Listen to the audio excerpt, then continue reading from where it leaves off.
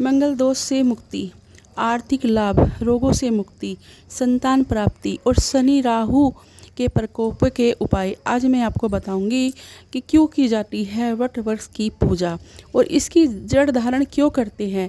इन सब के उपाय आज मैं आपको बताऊंगी। वट वृक्ष को पीपल का पेड़ ही कहा गया है। माना जाता है कि इसमें देवताओं का वास होता है। वेदों, पुराणों, रामचरितमानस इन सब में इस वृक्ष की महिमा का गुणगान किया गया है। यह पेड़ त्रिमूर्ति का प्रतीक भी माना जाता है। वट वृक्ष को देवताओं का वृक्ष भी कहा जाता है, मतलब देव वृक्ष भी कहा जाता है। इस पेड़ के मूल में ब्रह्मा जी का वास होता है और मध्य में जनार्दन विष्णु का वास होता है। अग्रभाग में देवादिदेव महादेव जी का वास होता है। देवी सावित्री भी इसी वट वृक्ष के पेड़ में स्थित रहती हैं। इसके दर्शन करने से पाप दुख दूर होते हैं, संतान प्राप्ति होती है। ऐसा माना जाता है कि जो वट वृक्ष के नीचे जल चढ़ाएगा उसके वो कर्ज से मुक्त हो जाता है और शनि प्रकोप, राहु प्रकोप इन सब के प्रकोपों से भी उसको जो है मुक्ति मिलती है, जीवन में शांति आती है।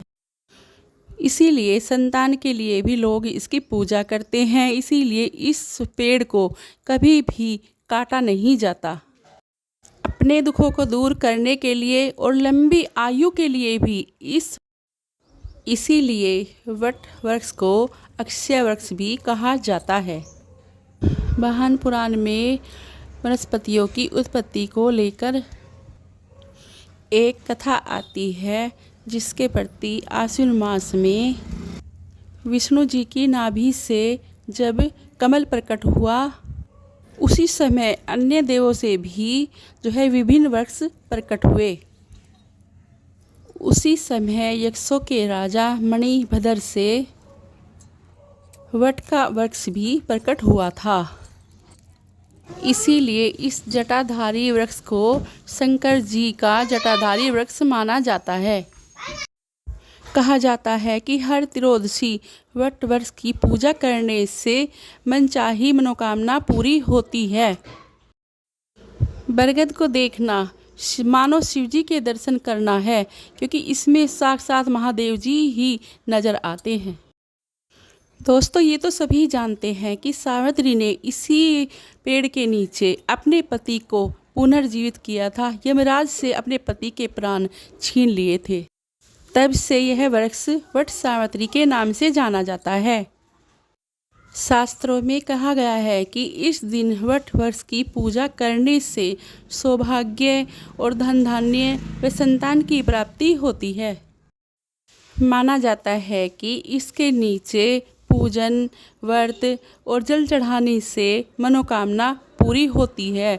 कोई भी आप कथा कर रहे हो, अगर वहाँ पर बैठकर आप करते हो तो आपकी हर मनोकामना पूरी हो जाती है। शनिदेव का जन्म भी ज्येष्ठ माह की अमावस्या के दिन ही हुआ था। शनिदेव की कृपा पाने के लिए कहा जाता है कि इस वृक्ष की जड़ों को दूध और जल से सींचे, इससे त्रिदेव प्रसन्न होंगे और शनिदेव की साढ़े साथी से आपको मुक्ति मिलेगी। शनिदेव भी प्रसन्न होंगे। इसीलिए इस वृक्ष को देव वृक्ष माना गया है। इसकी पूजा आप पूरे भाव से कीजिए। फूल, जल, मिठाई, दूध, दही, घी का दिया या तेल का दिया आप जलाइए और इसकी पूजन कीजिए। कहा जाता है कि शनिदेव इसकी पूजा करने से जो है प्रसन्न होते हैं, संतान प्राप्ति हो। अगर आपके जीवन में राहु की कुदृष्टि है तो उससे भी आपको मुक्ति मिलती है। शनि की कुदृष्टि है उससे भी मुक्ति मिलती है। और घर में आपके धन दौलत आती है, कर्ज से मुक्ति मिलती है। कोई भी आपका दुश्मन हो उससे भी आपको मुक्ति मिलती है। और साथ साथ इसमें महादेव के दर्शन होते हैं और महादेव जी आपसे प्रसन्न हो जाते हैं। तो दोस्तों, इस वृक्ष को जो है बहुत ही बड़ा वृक्ष माना गया है। देव का देव वृक्ष है। महादेव इसमें स्वयं विराजमान हैं और जो भी भक्त सच्चे मन से इसकी पूजा करता है, वहाँ उसकी जड़ में बैठकर पूजन विधि के अनुसार ही करता है, तो उसके सब दुखों को हर लेते हैं महादेव और अपने दर्शन देते हैं। क्योंकि आपने देखा है कि महादेव जी की लटा और इस पेड़ की लटा दोनों एक जैसी है। तो आप ध्यान से अगर देखोगे तो आपको महादेव जी इसमें नज़र आएंगे।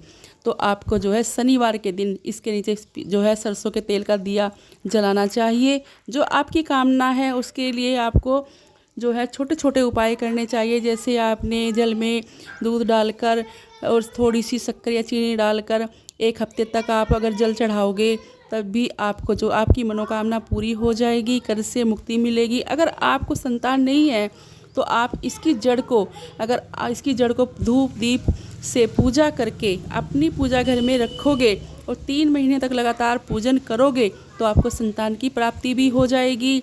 और जो आपका शत्रु है अगर आप उसके लिए पूजा करना चाहते हो तो आप जो है सरसों के तेल में काले तिल डालकर और जल चढ़ाइए, इनकी पूजा कीजिए, शत्रु से भी आपको मुक्ति मिलेगी। तो दोस्तों, मैंने जो ये जानकारी आपको दी है, अब मैं अपनी बात यहीं पे समाप्त करती हूँ और मिलती हूँ एक नई जानकारी के साथ। आशा करती हूँ आपको मेरी वीडियो पसंद आई होगी।